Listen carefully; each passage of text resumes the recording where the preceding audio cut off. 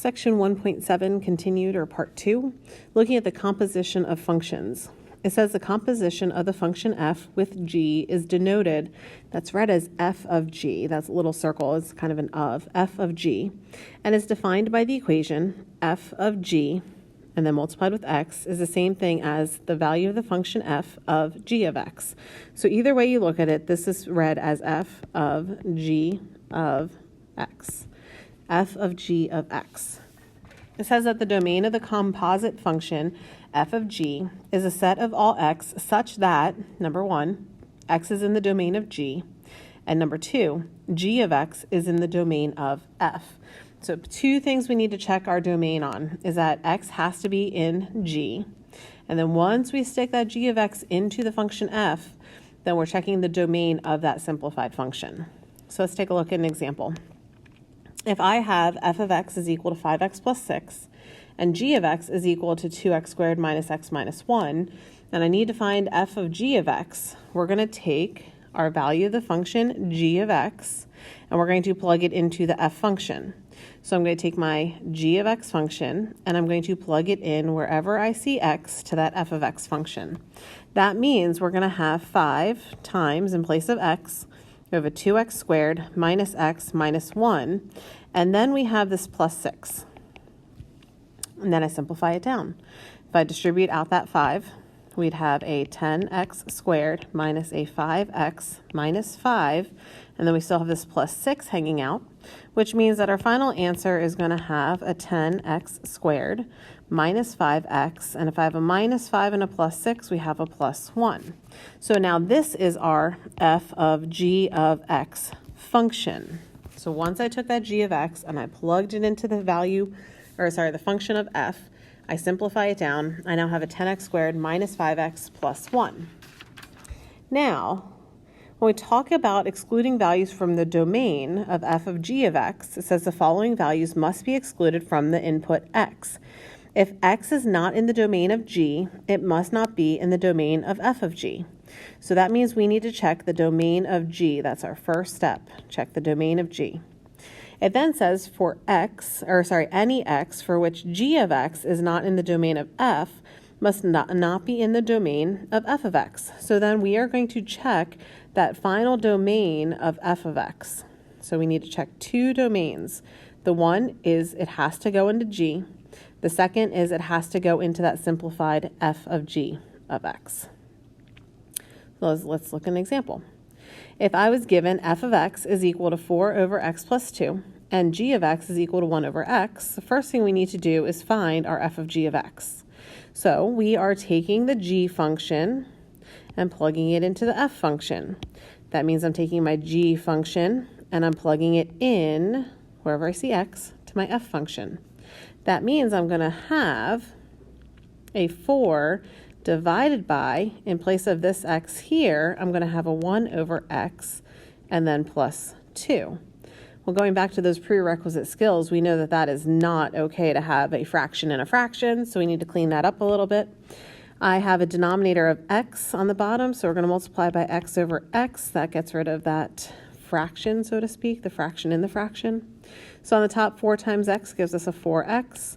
On the bottom, if I take that x and I multiply that out, we would have 1 over x times x is going to give us a 1, and then plus, we have a 2 times x. So that means simplified down, our f of g of x is going to look like 4x divided by 1 plus 2x. Now we need to continue on and we need to go take a look at our domain. So we have our simplified expression. Now we need to go back and look at our domain.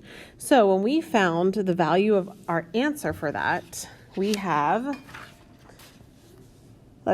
find the domain of f of g of x. So the first thing we needed to do, we needed to check our g of x function. Well, I already kind of gave you the answer there. If I look at my g of x function, what cannot be in my domain? X cannot be equal to 0. That's where this piece comes in. X cannot be equal to 0. Why? Because that would cause division by 0. So far my domain is x cannot be 0. The next thing I need to do is check the domain for my f of g of x. So if I have my f of g of x, that means I'm going to take my simplified answer, which we had from up here, we had that 4x divided by 1 plus 2x, and I need to check my domain. My domain means I need to look for anything that's going to cause division by 0 or a square root of a negative. So I look at my denominator, 1 plus 2x, that's a terrible one. 1 plus 2x cannot be equal to 0, so we set it equal to 0 to find out what that exclusion is. So if I solve that down, I'd have a 2x equals negative 1, which means that x equals negative 1/2 would cause division by 0, which means that has to be excluded from my domain. So I have an exclusion of x cannot be 0. I have an exclusion of x cannot be negative 1. If you need to take it to the number line to visualize it, you can, right? In general, what do we have? We have a negative 1/2, that's an exclusion. I have a 0, that's going to be another exclusion, and anything that's going to fit within that domain can be any number that goes from the negative infinity up until that negative 1/2. I'm going to unite that with the next section, which is going to go from a negative 1/2 to 0. And then I'm going to unite that with, starting again at 0, and now going to positive infinity.